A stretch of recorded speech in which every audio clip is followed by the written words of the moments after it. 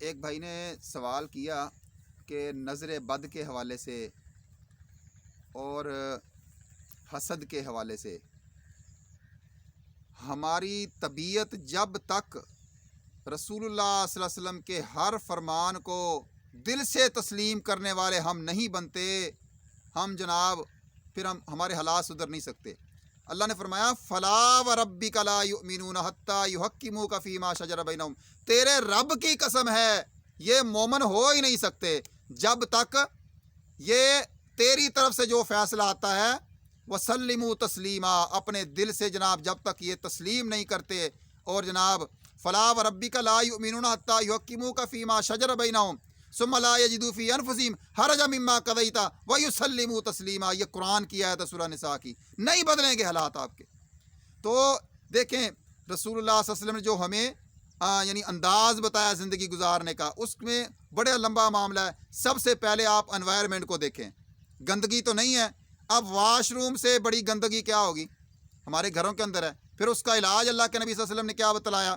فرمایا جب تم نے واش روم میں جانا ہے تو کیا کرنا ہے؟ اللہم انی اعوذ بک من الخبث والخبائث، اللہ میں شیطان، گندے جنوں اور گندی جننیوں سے پناہ مانگتا ہوں۔ کیا مطلب اس کا؟ کہ ہر گندگی والی جگہ پر یہ شیاطین ہوتے ہیں۔ آپ کے کپڑے گندے ہیں، آپ کا کمرہ جناب گند سے بھرا ہوا ہے، جناب گندی تصویروں سے بھرا ہوا ہے، تو رحمت کے فرشتے تو آ ہی نہیں رہے آپ کے گھر میں، تو وہاں پر حسد ہی ہوگا، وہاں پر جناب نظر بد ہی ہوگی، اللہ کی رحمت تو آنی نہیں ہے وہاں پر۔ ٹھیک ہے نا جی؟ اپنے آپ کو صاف ستھرا ٹھیک ہے نا جی رکھیں، خوشبو لگا کے رکھیں، اور اس کے بعد اذکار کریں صبح و شام کے۔ رات کو سوتے ہوئے نبی علیہ الصلوۃ والسلام نے فرمایا آخری تینوں کل جو ہیں، قل هو اللہ احد، قل اعوذ برب الفلق، قل اعوذ برب الناس، یہ تینوں صورتیں جو ہیں ان کو ایک مرتبہ پڑھیں، اور اس کے بعد ایسے کریں، اس سر سے لے کر یہ چہرہ، یہ سینہ، یہ آپ کا سارا جناب ٹانگیں اور بیک سائڈ، اور اللہ کے نبی نے فرمایا جہاں تک آپ کا ہاتھ جاتا ہے اس کو پھیریں۔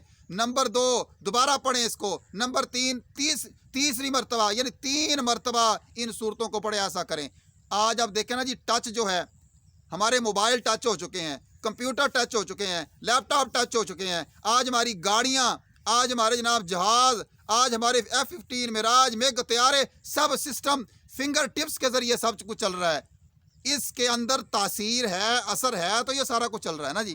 اب یہ میرے پاس جو موبائل ہے، یہ پوری دنیا آ کے اس کو جناب یہ فنگر پرنٹ لگائے اس کے بیک سائڈ پر، یہ نہیں کھلے گا جب تک یہ چیز نہیں لگے گی۔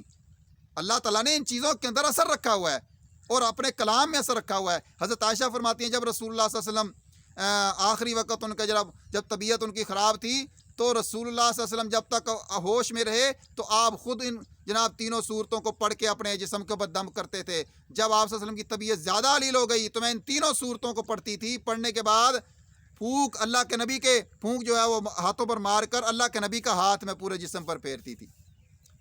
ٹھیک ہے نا جی؟